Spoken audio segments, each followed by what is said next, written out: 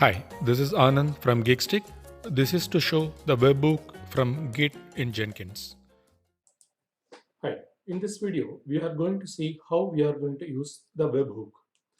The webhook is from GitLab. We can use the GitHub also, but as I'm having some technical difficulties in keeping my Jenkins out of the firewall, I'm trying to use the different Jenkins and I'm trying to use the GitLab. In GitHub also we can use, I will show you how to configure in the GitHub because it's more or less same. Yeah, let's get into the demo now. For example, here I'm having a very simple script called calendar 6 2020. It's a bash script. So I'm going to call this script from the Git. Already we have seen in the previous video how I'm going to configure from the GitLab I'm doing and using these credentials. Then I'm going to run this job bash test1 dot bash. That's it. So apply, save. I'm going to run it now.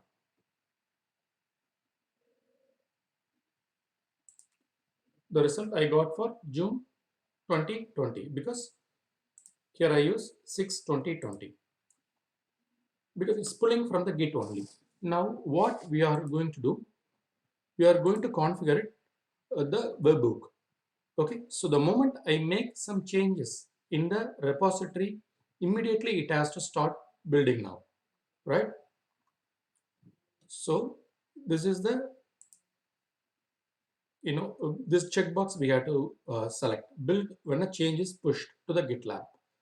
So here I'm on push to source branch. Okay, I'm going to start this. And this is the URL that I need to put it in the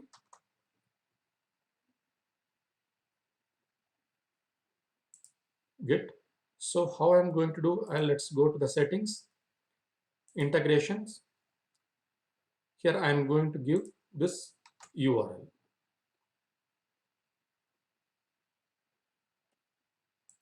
Add webhook.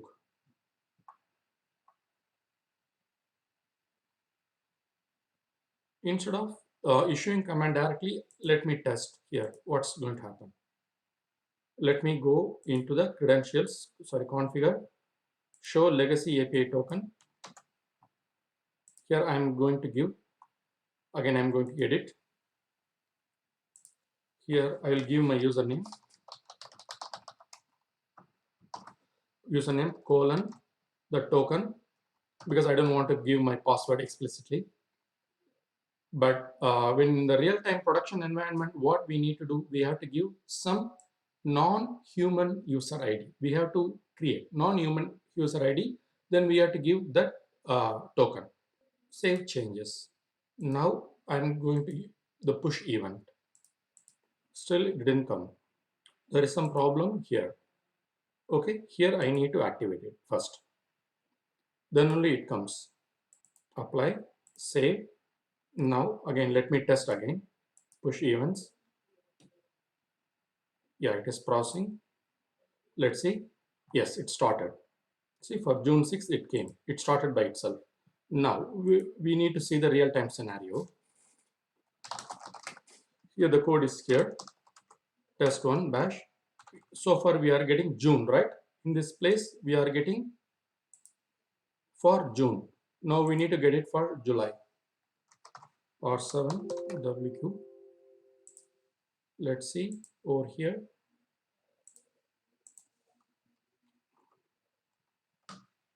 Add, commit. I will call it as second commit. Let's push this change because on push event, the webhook will start. So the 11th one is there. Now it has to start the 12th. Let's see. Yes, pushed. Yes, 12th started here. Let's see its output. It has to come for July. Yes, it came for July. In the same way, similarly, what we need to do for GitHub in the webbook,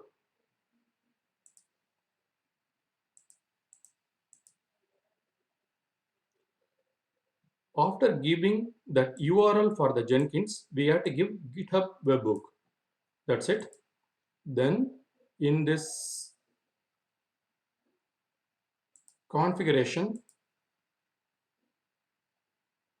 instead of selecting the build when push, we have to select this one, the GitHub hook trigger. Yeah.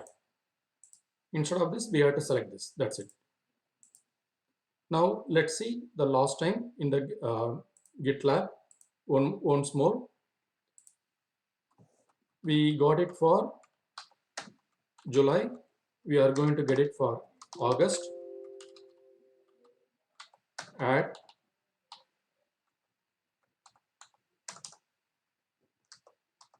third commit, push. It has to start 13. Yeah, 13 started. Let it process. Then we will see its output. Yes, we got it for August. So I hope you would have enjoyed this webbook. It is so helpful. Likewise, what we can do in real-time scenario, when we make any changes in the Git, we can automatically start the building process, and also we can start some the unit testing for that particular web service or web anything, or some script. We can immediately start our unit test. So in such a way, um, the process integrity will be completely enforced, and also the unit test also will be automated. Yeah, thank you. Have a wonderful day. And if you have any questions, please feel free to message me, or put it in the comments. I will get back to you at the earliest. Thank you.